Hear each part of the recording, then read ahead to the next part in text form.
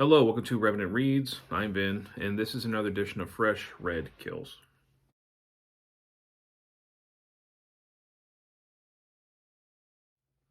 So, Fresh Red Kills are the videos where I talk about the books that I have recently finished reading. I'm very behind on videos. I think it's been quite a few weeks, actually, since I filmed. I'm going to be talking about books that I read in the second half of March, actually. Here it is, the last day of April that I'm filming this, and I'm finally getting to some videos about March reads. So, yeah, April was, I knew it was going to be a busy month, but it was actually way busier than I expected it to be. Halfway through the month, we had taken our kids to Disney World, so you can imagine that was busy. And then we got back just in time for Easter, and then it was actually my birthday, and we've just had sort of occasions and events constantly. So I finally got a few minutes to just sort of sit down in front of a camera and try and get caught up on some videos.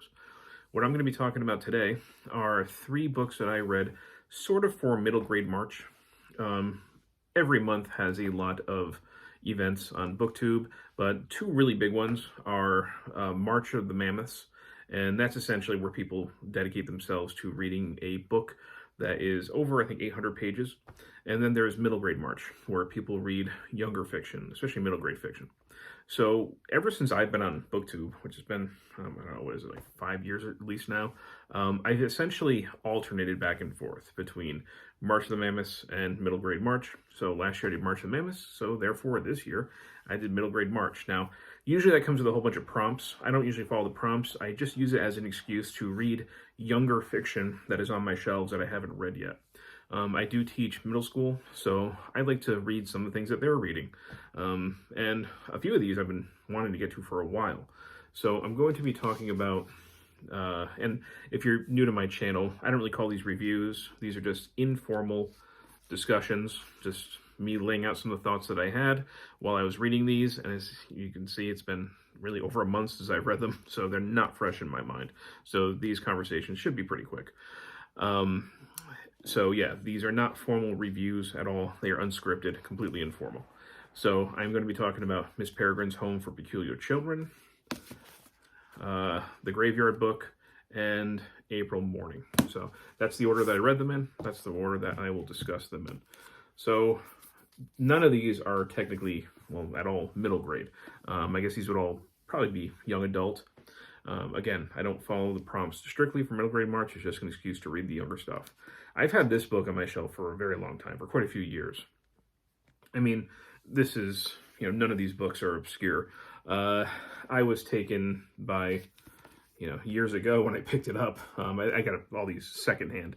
But when I picked this one up, the bizarre photographs, it's kind of really evocative cover, and even within, there are strange sort of photographs that you can focus on. And I think anybody who would pick this up would be intrigued to find out how these images kind of come together in a story, what part they play. So actually, when I was about to read this, I saw that a student of mine was also beginning the book at the same time. So I do like to sometimes see the things that they are reading. So that's one of my motivations for reading this, but also it's just something I've been curious about for a long time. And this ended up being okay. The student I was talking about, he had actually begun reading it before me, and he was maybe about 50 pages in, and I asked him, so what do you think? Are you liking it? And he expressed that the story was maybe going slower than he expected it. And I can kind of see what he's talking about here.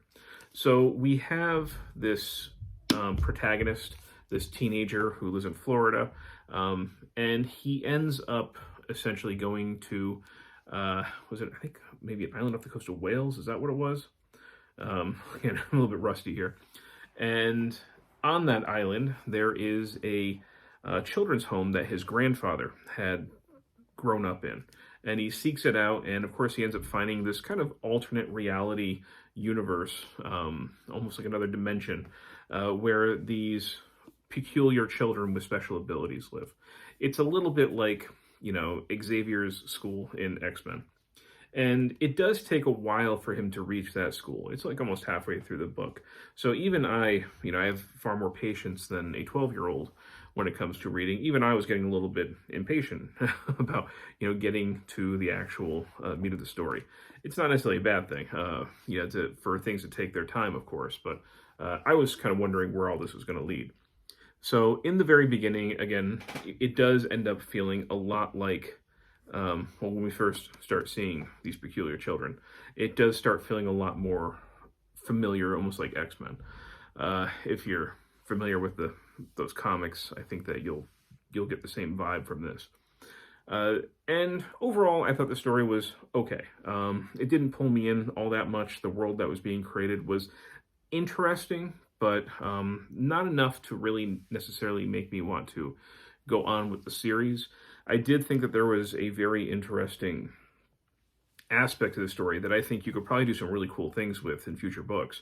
And that was basically, this is a minor spoiler, but we have people existing in time loops. So for them, every single day, it's the same day. They don't repeat their actions. They are aware that it's a time loop, but the things around them, the people around them, don't know. So they don't realize that they've basically reliving the same day over and over again. And this kind of creates this interesting, sort of predictable environment, safe environment for these kids.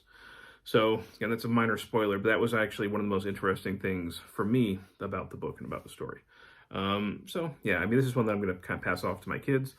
After I had read this, I had actually watched the Tim Burton adaptation of the same title, which we had never seen before.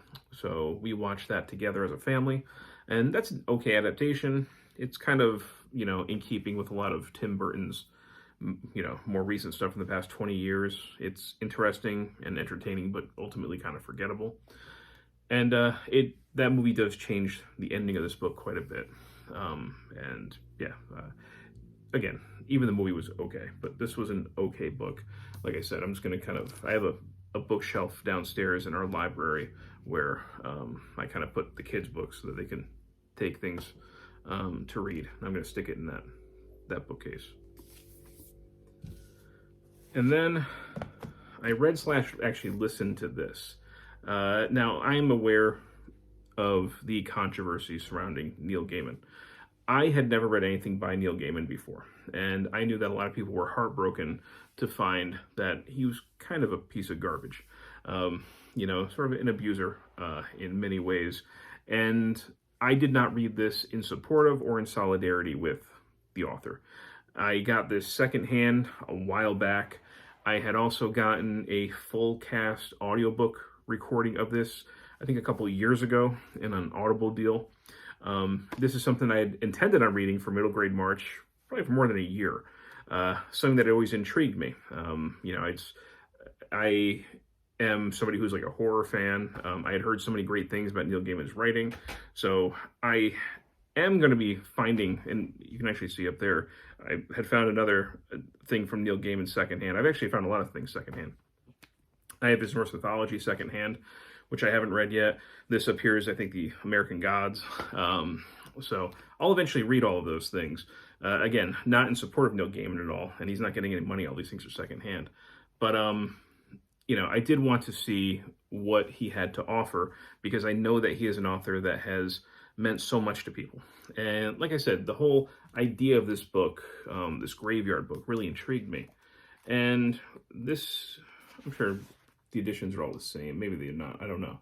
Like I said, this is the first thing I've ever read by Neil Gaiman, but we do have some illustrations here. And we have essentially a story of a boy who, from the time he's a toddler, he is raised inside a cemetery, raised by the undead. He is raised by ghosts. There is sort of a vampire mentor for him, and other sort of like dark supernatural creatures. And each chapter is kind of like its own contained short story, and it pushes his life forward every few years. And it didn't really strike me. I didn't read anything about this before going in. It didn't strike me until there's the chapter with the ghouls, where the ghouls also, I realized they were kind of acting very ape-like, and that's when it hit me that the Graveyard Book is a take on the Jungle Book. And then I started, it suddenly clicked, and I started realizing, all of the sort of parallels between the Jungle Book and Mowgli and the things that were going on with Nobody Owens. That's his name in this. And I have to say, I did really like this. I was pretty impressed. And I did a lot of immersive reading. I was listening to a full cast audiobook of this as well. So I would kind of alternate back and forth. The audiobook was excellent. And it was great to be able to listen to the audiobook and read through this. Yeah, I really liked the story. I didn't think that it was condescending in any way to like younger readers. It dealt with some pretty dark things, even like, murder and things like that. And I know that, one of the things that I have an interest in also is like neo-paganism. I know that he's an author that has meant a lot to people within the pagan community and how heartbroken they were to, again, find out what kind of person he was.